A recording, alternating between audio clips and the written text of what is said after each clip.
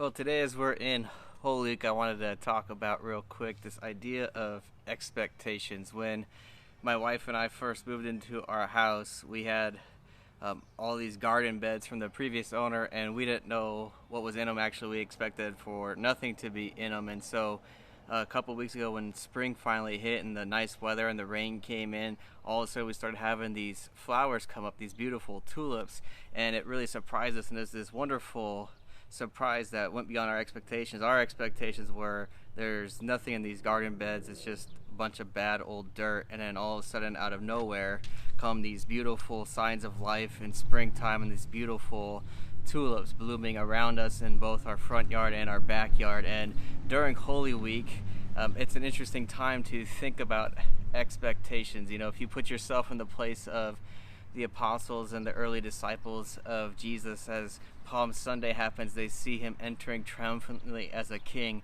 and they have all these expectations about what does that mean. And then their expectations are completely shattered on Good Friday because they didn't think he was going to be that kind of king. They didn't think he was going to wear that kind of crown, and they didn't think he was going to die. And so their hearts are broken and they're terrified.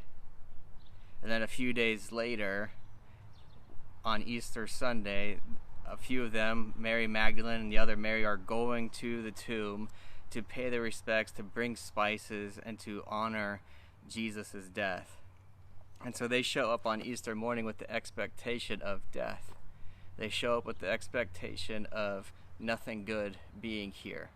No life, no great surprises. They just expect Jesus to still be dead. And so as I've been thinking about Holy Week and thinking about Easter and reading the story again and again, there's a couple of verses and phrases that really stood out to me that I want to share with you. And the first is this. In verse 5, it says this of Matthew chapter 28.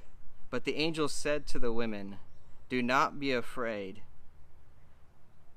He is not here."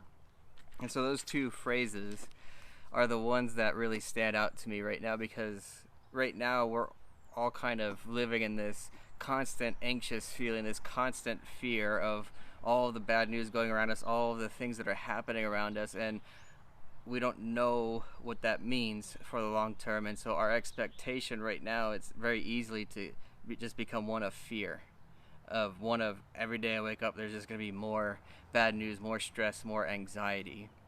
And into that expectation for Mary Magdalene and the other Mary, the women at the tomb, God's messenger says, "Fear not, do not be afraid." It's quite the opposite of what they expected. They expected to continue to live in their fear because, well, Jesus is dead. And then they say the next thing that is quite unexpected, which is, "He is not here." And what a wonderful surprise, right? That when they show up to the tomb and they expect death and they expect heartbreak and they expect disappointment, they're told, "Fear not, for he is not here."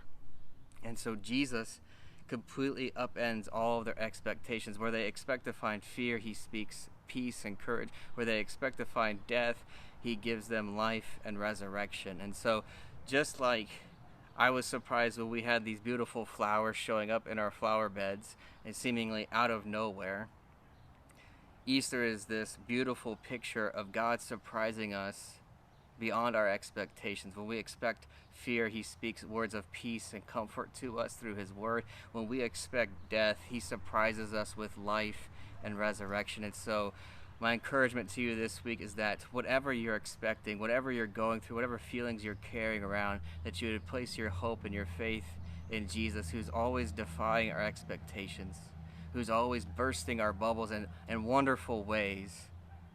And that ultimately, when we expect bad news, he's the one that gives us good news. When we expect fear, he's the one that gives us peace and comfort.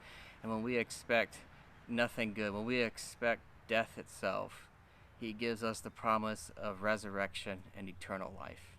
God's peace to you.